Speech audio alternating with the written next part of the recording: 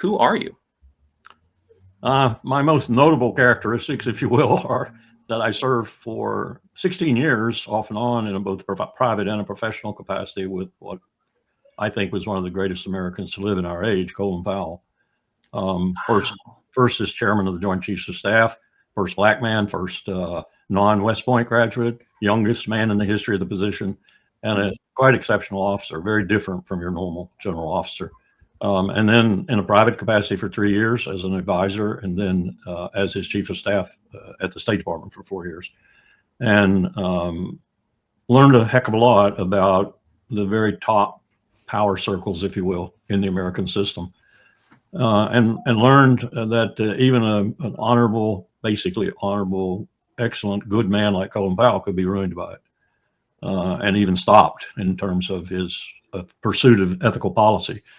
Stopped cold in its tracks and prevented from implementing what he wanted to implement while the government implemented what they wanted to implement, which was anything but ethical. And I speak most prominently about a presidentially authorized human torture program in which most Americans don't even know this. We confirmed murdered 31 people, maybe more. Terrible. Wow. Okay, and you did serve in Vietnam as well, is that right? Yeah, 31 years. Started out there pretty much as an enlisted man, and then because I couldn't get to Vietnam as an enlisted man, I went to officer candidate school, became an officer, and then I couldn't get there that way either, so I went to flight school and got there. Wow. Had to become a helicopter pilot to be valuable enough to send to Vietnam. Wow, incredible. Yeah, this is the world that I was born into. You know, my father was trained for Vietnam. His unit was never called up. But that was some of my earliest memories is, finding the Army green paraphernalia in the garage. I remember the duffel bag with no zipper. It had like grommets on the end. You had to fold it on top of itself to hook it together. Yeah, throw it on your back and walk around with it if you could. Yeah. I guess zippers were not cost prohibitive back then. Maybe I don't know. Those bags persisted. I was using them in Korea, for example, on Team Spirit in as late as 1984, 85. So they lasted a long time. They started in World War II. Actually, they started in World War I in a different kind of rudimentary version, but they've been around a long time. Very interesting. Yeah, and I remember his army green coat. In fact, I think the one that I have now is a replica, and I probably subconsciously bought it for that reason. The ubiquitous field jacket. Exactly. Jacket, field, OD. Right. Well, I mean, do you think did Colin Powell feel satisfied in the end, or do you think not? No, he went out of this world, I think, a very injured person, morally, ethically, and well aware that the presentation at the United Nations on 5 February 2003, for example, was a black mark on his career that he would never live down. Sorry to hear that.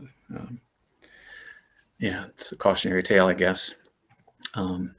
Okay. Russia, Ukraine. What do you think? Who do you think is at fault? Where would you like to begin with this? This is one of his most disappointing moments in retrospect and over time, because when we ended the Cold War, when Mikhail Gorbachev ended the Cold War, it wasn't a resounding victory for the American empire.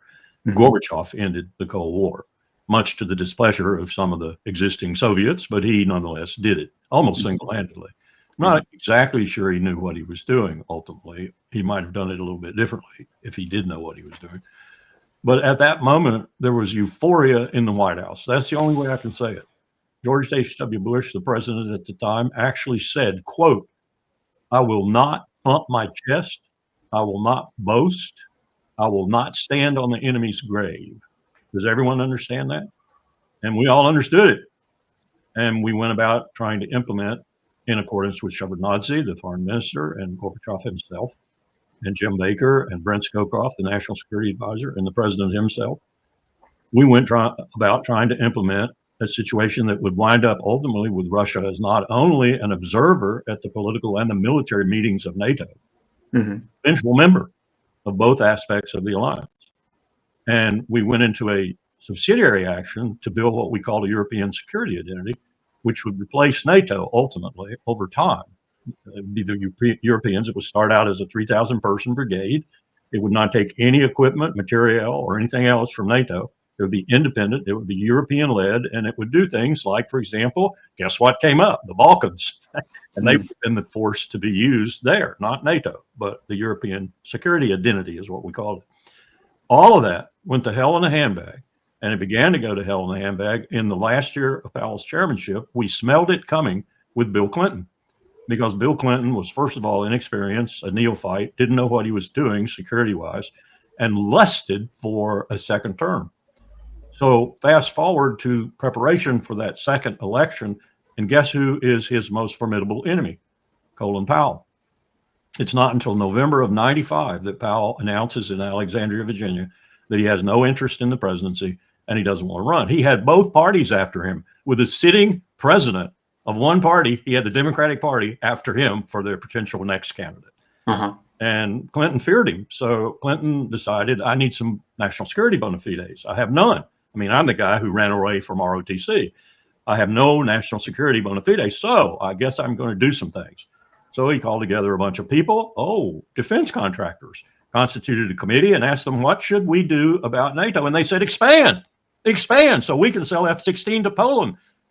And he bought that, and off we were to the races, and the entire policy post-Cold War changed overnight. And all of a sudden, Russia was an enemy. And we showed that in our approach to the Balkans and our approach to Serbia and our creation of the state of Kosovo, which Moscow still has not recognized. And we showed it in the 78 days of bombing mercilessly against Milosevic. We showed it in so many different ways. We gave Yeltsin the extended middle finger and carried it forward to Putin. And now we are where we are. And it's 95% the responsibility of the American empire. So there was a plan with the first Bush to slowly dial things down. Yes. And it is your perspective at this point that because Bill Clinton wanted to win a second term, this happened. Yes. There are more reasons than that. But in general. Israel threw its full weight behind Bill Clinton because George H.W. Bush had forced them into the Oslo process. And they hated him. So they threw their full weight. I'm even told now, I was shocked when I heard this, but I heard it from very good sources in Texas, that Ross Perot's campaign was funded largely by AIPAC. He was the guy that took 5% of the vote away from Bush. Right. So this, I mean, if this is the case, this is awful, and it's if Bill Clinton, let's say, did this just to win, I mean, I assume that in his mind there were other reasons, but still, I mean, because you're talking about a massive loss of life and damage to families in this Eastern European region that would just stretch on. It's not just that either. It's other countries too. I mean, you can trace this all the way through to Libya, for example. You can even trace it through, if you want, and you do due diligence, you can trace it through to all the wars the United States has been involved in since 9/11. This neoconservative ethic, if you will, has woven itself into national security decision-making in an almost impregnable way, and it's still there. It's there for war with Iran today. And so for those that don't know, who are late to the party and they want to learn through watching this, then what would be your simple story for them to take us to where we are today from this point to the Russia-Ukraine conflict? What is going on? How is it so acute and hot now there? That's very difficult to parse and to analyze for the express reason that we have an incoherent president who is on one sheet of music on Monday, another on Tuesday. He's thrown the music away on Wednesday, and on Friday, he's forgotten what he said. I don't know whether that's intentional. I think some of it is, but I think most of it is the fact that he just does not have a continuity mind. He doesn't do policy. He doesn't do strategy. He doesn't do history. I mean, listen to the man talk about, they've been there for 3,000 years in the Levant. Who's been there for 3,000 years, Mr. President? Certainly not the Jews. Certainly not the Zionists we're dealing with right now. Maybe there were a few Jews sprinkled through the region, but that region was called Palestine for a reason, Mr. President. He makes idiotic statements like that. So coming down to try and figure out what he's got in mind with respect to Vladimir Putin and with respect to the conflict in Ukraine is extremely complex and difficult, and I would entertain the idea that it isn't possible. So what you have to do is judge from actions and judge from contemplated actions.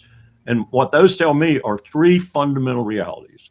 One, he wants money to continue to pour into the coffers of what we in this country call the military-industrial complex. But it's much bigger than that now. It's think tanks, universities, you name it. It's a huge complex, billions of dollars. That's one reason. Another reason is he wants to be noted as a man of peace. And so consequently, he goes into the arena every now and then to try and look like that man of peace. Rolling? Yes.